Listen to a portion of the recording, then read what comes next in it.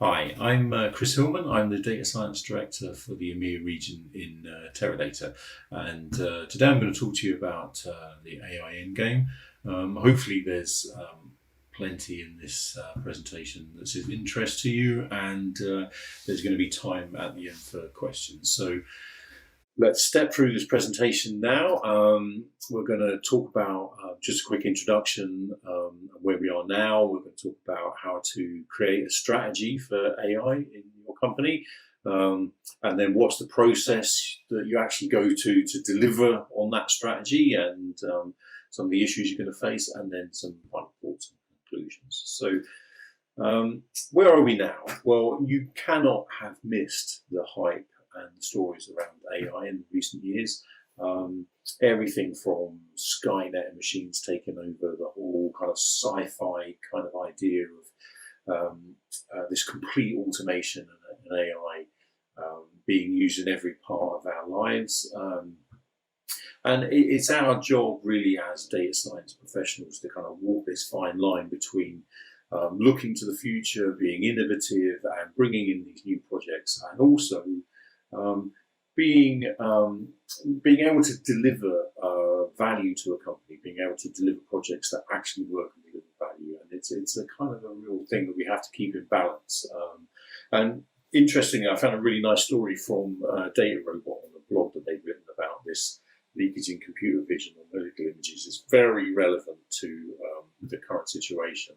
And you should check this out. It's very good. And I think it highlights a lot of the issues that are happening with AI and the hype.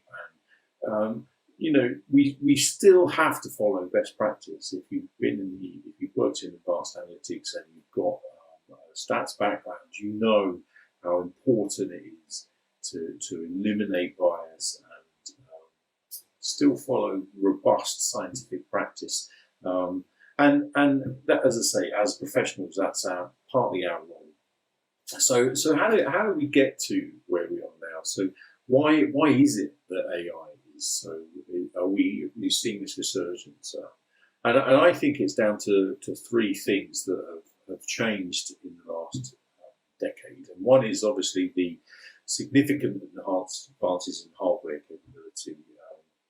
And particularly in the kind of GPU frameworks, that kind of native support for AI. I mean, obviously, the techniques we use in deep learning, the neural networks, they're not new. They've been around since the 60s, but obviously the computing power just wasn't there to realize them, whereas we have that now in abundance. And also the software frameworks that kind of abstract that highly mathematical sort of innards of these models are available now, so that it's kind of opened up the world away from the academic side into the business side, and this abstraction is really helping with the innovation. And finally, it's all about the data. The data is now available to train these models, to investigate them. These huge amounts of labeled data that you need for supervised learning, and how we manage that data is something we'll come back to again and again, because it's vital to the success of AI projects. Now, if you think about it, to realize on that dream of AI, of the automation, of this kind of pervasive models that affect parts of our lives, we have to somehow architect, we somehow have to build for a future where we go from tens or possibly hundreds of predictive models to a world where we could have millions or hundreds of millions or even thousands of millions of predictive models all working together and all in some kind of system that is self-updating and robust and accountable. Companies have to somehow be accountable for the models they make and the decisions those models come up with. And I think if you look at the way that a lot of data science teams work at the moment, this may be fine. It may be fine when you've got 10, 50 models in production. You can run things on a project by project basis, and you can run them in a kind of ad hoc manner, and with limited automation. But if you then try and think, how would that work if you had hundreds of millions of models in production? You clearly need a new approach and a way of making this work at massive scale. And just to think about, that statement about hundreds of millions of models. I mean, an example would be as we look at hypersegmentation. So, traditionally, for a lot of work with customer work, we would build behavioral segments, and you would then treat everyone in that segment as the same kind of class, and you would market to them or deal with them in a similar fashion. But with the increase of data we have and the vast array of data that we have, we're getting to the point where actually you can do a model per customer, which then obviously massively increases that. So if we look at sort of a customer 360-degree view, all that kind of information is specific to that customer now. It's not specific to the group. And while we still can segment, you can get more accurate and personalised offers by going to the customer level, which, for a bank may take you into 25 million. If you're a large bank, some of the banks have up to 400, 500 million customers. So, it's a big difference. And an example from the retail world would be something like demand forecasting or price optimization, where if you do that work at a store product level, you get far more accurate forecasts, because it's clearly some stores sell products differently. A student town versus a retirement town versus a holiday town, and that can quickly get you to hundreds of millions. So, how do you then create a strategy that brings this all together and actually gives you a direction and something to aim for, and something that is that could be measurable?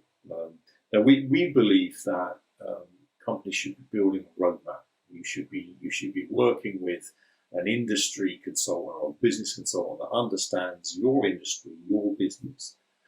Here's some examples from telecoms, and would know the issues that you're going to face, and would know the kind of use cases that you're going to have to work on. So it kind of it's not taking it out of the hands of the data science team, but it's much more collaborative with the rest of the business. So you would really be ideally looking for maybe a 2-year plan, quarter by quarter.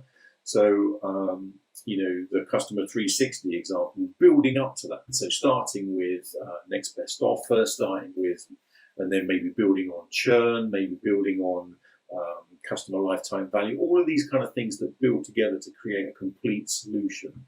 You need to have that roadmap, and you need to be able to decide at each point what's the appropriate technique, what's the appropriate method of delivering on that use case.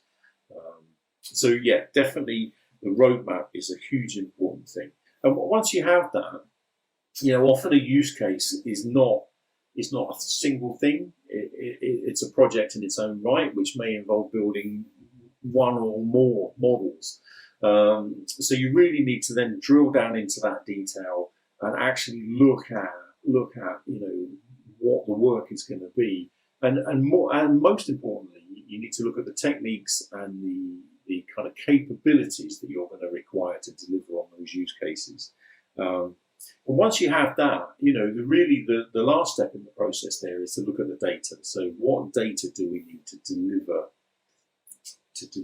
that use case? And there's often several answers here. So it may be that you start with a minimum viable product up to the ultimate gain, but it's very much a case of looking at the data and looking what's available, what's not available, what can be gone, and where the synergies are in integrating that data. Now, given that you have this, given that we can look at use cases, we can look at that roadmap, we can actually build some kind of target architecture which says, given these capabilities, we can deliver those use cases. And I think that we need to think further than that as well. We need to think about complete capabilities, because one of the main things is that you keep your agility. You cannot say this is what we're going to do and just focus purely on that. You can't plan these projects out in advance and then not expect the requirements to change, or to find out that you didn't have all the complete picture. So we need to keep that agility, and we need to think above the use cases. And one of the things that we talk about a lot at the moment is this kind of idea of the analytics strategy. So if you think back to the crisp DM process, which is kind of the foundation of the predictive model building process, and the steps that are gone through to go from a business idea through to model deployment. We actually think that you can simplify that into three steps. So step one is all about preparing the data and everything that goes with that, sourcing the data, the feature engineering, understanding the data is obviously to start with, understanding the issues. And then the second step is the fitting a model to the data, so training the model and testing the accuracy. And the third part is the deployment. Now, I think that the industry as a whole has totally focused on the middle part, on the training model, because often it's data scientists who talk about this thing, and it's the interesting part.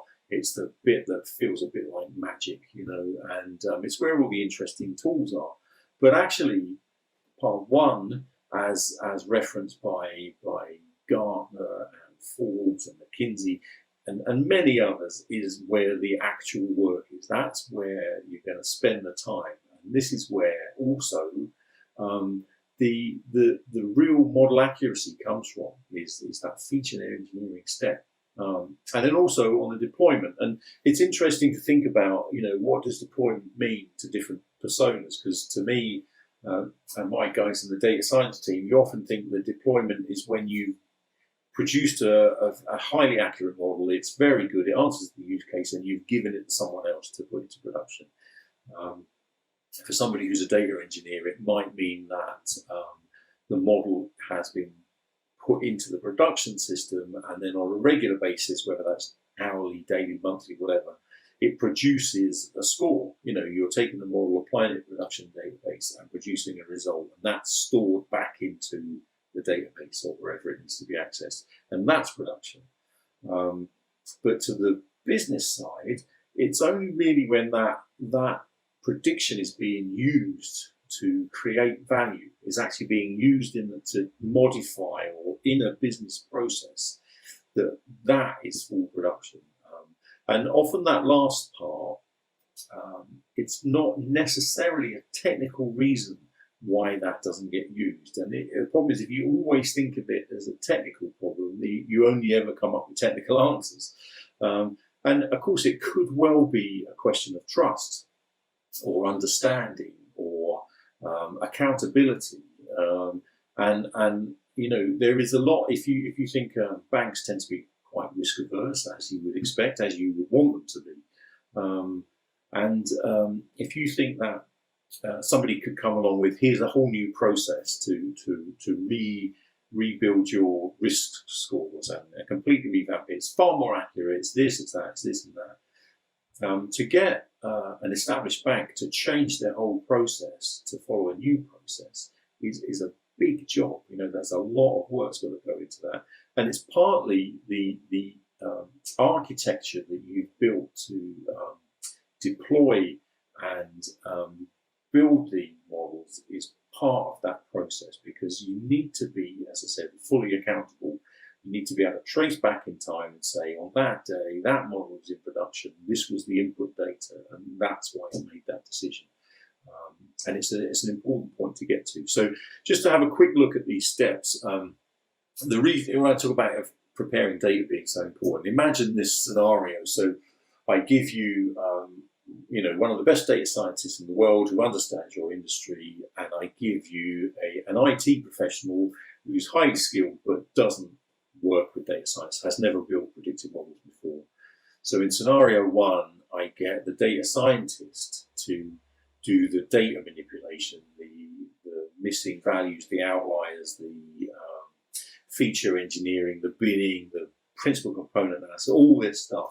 And they build this beautiful data set, which is exactly what you need to build a model from. And then the IT professional takes that and uses a tool that he looks up on the internet, reads a few blogs, and builds a model. Okay, and then scenario two is the other way around. So the data scientist builds the model, but only on the data that he's given and isn't allowed to change it. So the IT professional builds the data set first. And of course, it doesn't take a lot to work out that scenario one would produce a far more accurate model than scenario two. And from that, I'm inferring that the features that are the input to the data, to the model, are the most valuable part of the process there. These are the bits that are first-class data items that need to be treated very carefully. And one of the important things, of course, then is reuse. And for that, we're highly advocating the idea of the feature store. So you produce a model, it's very accurate. The features that were used in that model are then written back to the feature store so that they're available for reuse. Now, it doesn't mean, of course, that when a new model needs to be created, that everything's going to be in the feature store. That'll never be the case. There will always have to be custom stuff. And, we could have a whole day conversation just on this and how this works. But hopefully you get the idea that those features need to be stored and they need to be catalogued. And, it gives you the benefits of consistency, robustness, reusability, efficiency, and that all equates to return on investment at the end of the day. And like I say, you need to have some kind of way of cataloguing this information, searching for it and storing it. Okay. So given that, I think the middle part of the process, as we said, the model fitting, model training, you need to have it's freedom and governance at the same time. It's a tough thing, but the data scientists need to be free to use the tools they want, because that's where they're efficient. These are the tools they know. These are the tools they get good results from. But also, we have to have this governance that it's not, Wild West. There has to be this method of getting samples of data from the feature store into the external tool, and there has to be a method of bringing the model that's been trained, the trained model, back into the production system. And we call that bring your own model. And there's lots of different ways we can do that. And again, another whole presentation. Given that, finally, the thing that wraps it all together, the deployment, we call it analytic ops. I think I've seen this called ML ops as well. But analytic ops to me is basically the whole process, including the data. And this is the process of taking a fitted model, pushing it through a process, having some kind of ability to test the accuracy, do the A/B testing, champion, challenger, all of that in an automated way, and also having some kind of a way of the business users authorizing models going into production, so that the business people have had a hand in actually saying this is the model we're going to use for our predictions and our applications, which again goes back to that what we were saying about trust and accountability. So just to finish off, things you need to think about is how you manage data will be a significant competitive differentiator for you as a company. How you store, manage, integrate, reuse, and make that kind of efficient process out of data is a significant advantage or disadvantage. How you need to build once and reuse many, reduce this idea of the data pipelines, reduce the time it takes to create the features, So create and maintain an enterprise feature store. You need to create an analytic roadmap to provide direction for your AI and also visibility so that you can report up and say, we're doing this, we're going to do that, we've done this, these are the results. You need to have data fully integrated and accelerate the use case delivery, which will increase the analytic value. And finally, allow the flexibility, because the data science team will need flexibility to use the tools that they need for that purpose. So thanks for your time. Hopefully, at some point in the future, we'll get together, and I'll hand back